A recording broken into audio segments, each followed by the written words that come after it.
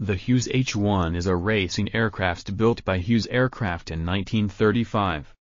It set a world airspeed record and a transcontinental speed record across the United States.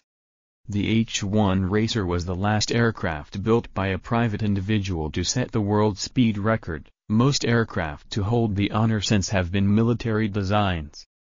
During his work on his movie Hell's Angels, Howard Hughes employed Glenn Odekirk to maintain the fleet of over 100 aircraft used in the production.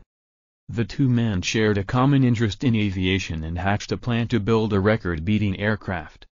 The aircraft was given many names, but is commonly known as the H-1. It was the first aircraft model produced by the Hughes Aircraft Company. Design studies began in 1934 with an exacting scale model that was tested in the California Institute of Technology wind tunnel, revealing a speed potential of 365 miles per hour. Streamlining was a paramount design criterion, resulting in one of the cleanest and most elegant aircraft designs ever built. Many groundbreaking technologies were developed during the construction process, including individually machined flush rivets that left the aluminum skin of the aircraft completely smooth. The H-1 also had retractable landing gear to further increase the speed of the aircraft, including a fully retractable hydraulically actuated tail skid. It was fitted with a Pratt & Whitney R1535 twin-row 14-cylinder radial engine of 1,535 cubic inches, which although originally rated at 700 horsepower, was tuned to put out over 1,000 horsepower.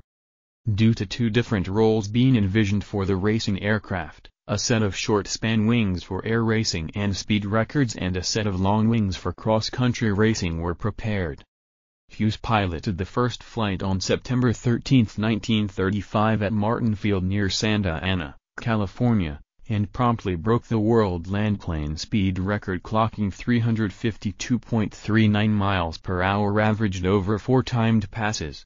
The plane was loaded with a minimal amount of fuel to keep the weight down, and Hughes was not supposed to make the third and fourth passes, exhausting the fuel supply. Hughes managed to crash land in a beat field south of Santa Ana, California without serious damage to either himself or the H-1.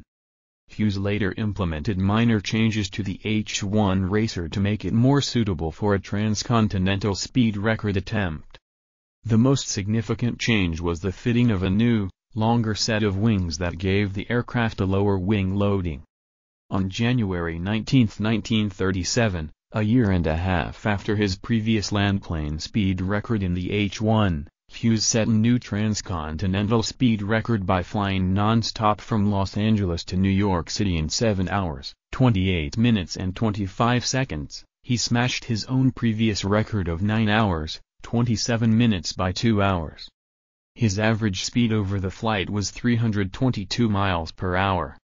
Considering the contemporary service aircraft were biplanes, Hughes fully expected the United States Army Air Corps to embrace his aircraft's new design and make the H-1 the basis for a new generation of U.S. fighter aircraft. His efforts to sell the design were unsuccessful.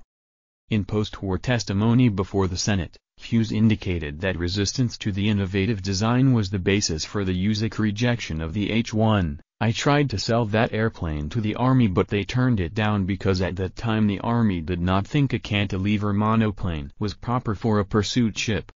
Aviation historians have posited that the H-1 Racer may have inspired later radial engine fighters such as the Republic P-47 Thunderbolt and the Focke-Wulf FW-190. After the war, Hughes claimed that it was quite apparent to everyone that the Japanese Zero fighter had been copied from the Hughes H-1 Racer. He claimed both the wing shape, the tail design and the general similarity of the Zero and his Racer.